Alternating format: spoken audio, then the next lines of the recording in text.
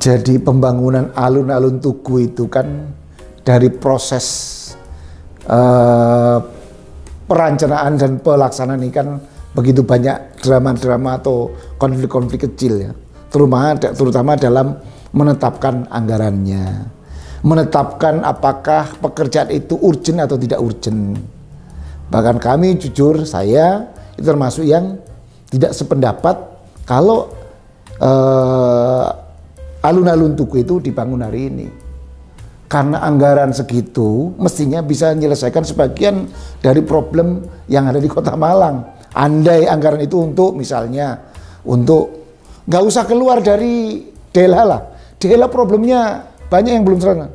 Taman-taman yang ada yang perlu diberikan perawatan juga masih banyak. Lalu problem angkut sampah juga, problem kendaraan juga. Ini ngomong di situ aja.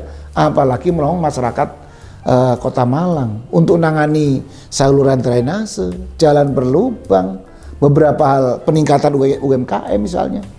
Sehingga kami berpendapat itu karena kami harap pembangunan apapun yang di lingkungan pemerintah adalah memenuhi azas kebutuhan, bukan kepentingan, apalagi keinginan.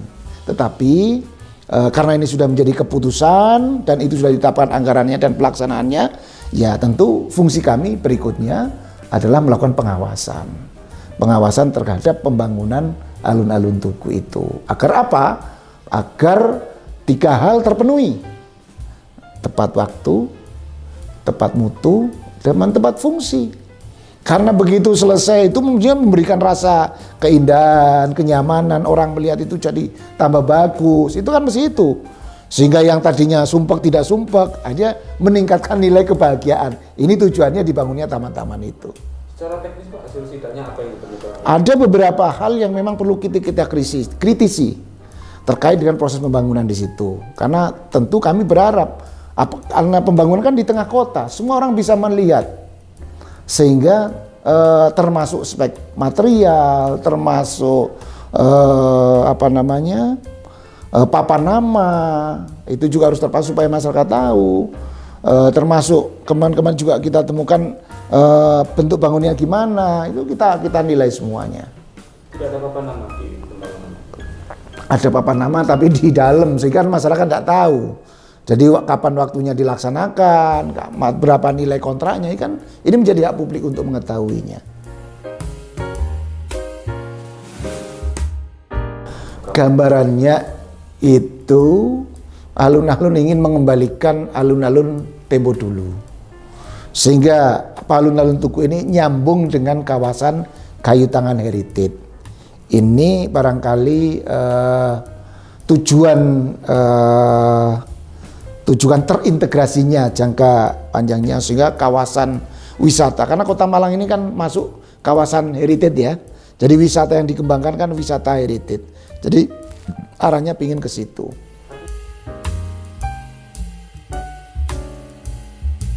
Ya seperti kita lihat kan dibongkar semua. Bahkan kemarin kita kritisi, adakah ada beberapa peninggalan sejarah enggak di situ? Karena jangan lupa, alun-alun Tugu ini adalah sejarahnya berdirinya Indonesia. Tugu ini, Bung Karno pernah di sini loh. Sehingga kita wanti ini menjadi asetnya negara. Sehingga tidak boleh ada perubahan yang ini kan sebenarnya yang dibongkar pagarnya saja. Sehingga yang lain tidak boleh berubah. Sehingga identitas aslinya ini tidak berubah. Karena itu bagian dari sejarah kita bangsa Indonesia.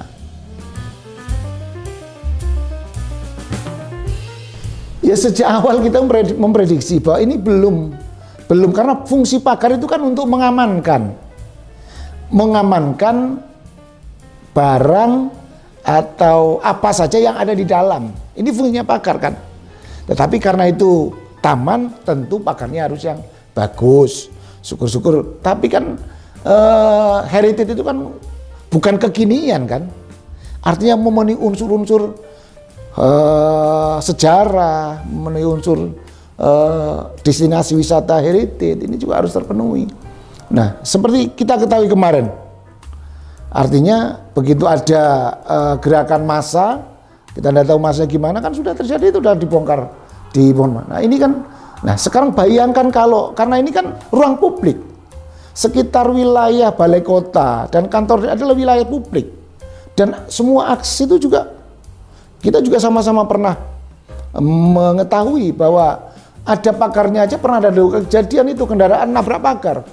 Bayangkan suatu saat tanpa pagar, lalu berikutnya bayangkan kalau akan ada kegiatan massa, entah kegiatan apa yang barangkali kita sama-sama tahu lah bahwa kantor DPRD ini adalah ruang aspirasi.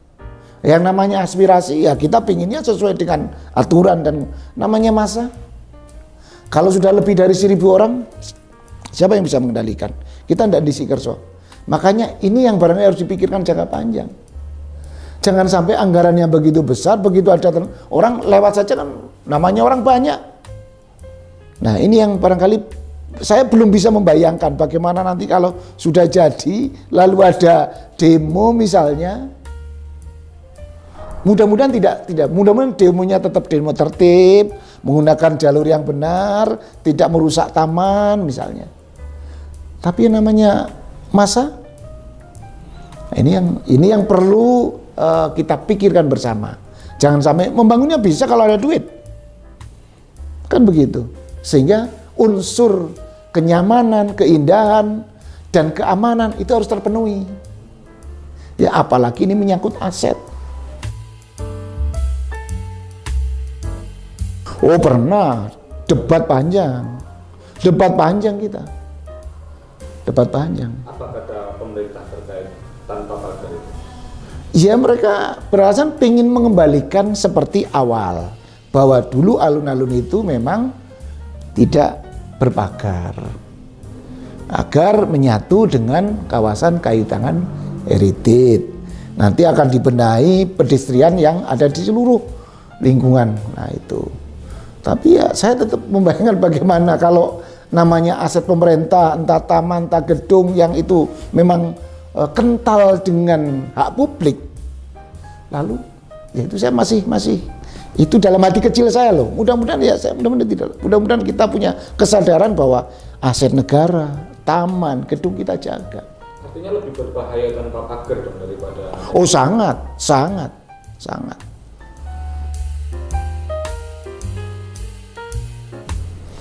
Makanya 3 hal itu kan harus terpenuhi. Tepat waktu, tepat mutu. Jadi waktunya tepat karena kontrak pekerjaan itu kan ada masa waktunya. 120 hari atau 160 hari. Kan ada waktunya. Dari tanggal berapa sampai tanggal berapa. Lalu beri mutu. Ya otomatis khususnya pihak terkait, pihak DLA juga harus mengawasi. Karena jangan sampai hanya pekerjaan itu diberikan lalu abai terhadap pengawas kami, tapi kan kami tidak mungkin setiap hari mengawasi, malah kami cenderung kalau ada masalah baru kami turun, kan begitu. Nah karena kemampuan kami tentu amat terbatas, apalagi kalau sudah masa sidang penetapan anggaran, penetapan PAK, APBD, ini kan juga membutuhkan waktu. Nah lalu berikutnya tepat fungsi. Pembangunan apapun lah, apalagi itu menggunakan sumber anggaran APBN, itu harus fungsinya ada, maksud dan tujuan ada.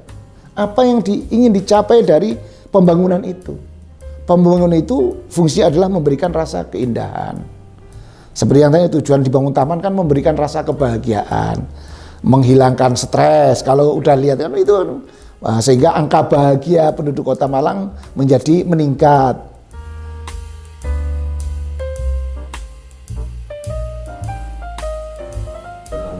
Oh enggak, kami pernah bersama kemarin bahwa ini udah ada hubungannya. Kalau mungkin ada keinginan dari entah pihak OPD, entah wali kota, ingin menyatukan, tapi ya mestinya pembongkaran, pembangunan, itu juga harus disampaikan kepada kami sebagai mitra. Kami kan punya fungsi penetapan anggaran, pengawasan, dan bikin regulasi, peraturan. Soal selanjutnya ya diberikan kewenangan mereka kepada siapa, kapan, ya pihak eksekutif. Tapi seyogyanya pembangunan apapun di lingkungan pemerintah Kota Malang ya disampaikan. Nilainya berapa, lalu itemnya apa, dibangun pada saat apa di APBD murni, apa di PAK, kecuali yang urgent, yang force majeure. Misalnya musim hujan karena jalan berlubang yang emergensi atau apa. Itu tidak emergensi sama sekali, mestinya harus menggunakan prosedur yang benar. Jadi kalau saya lihat itu ada tanda petik kesalahan prosedur yang ya.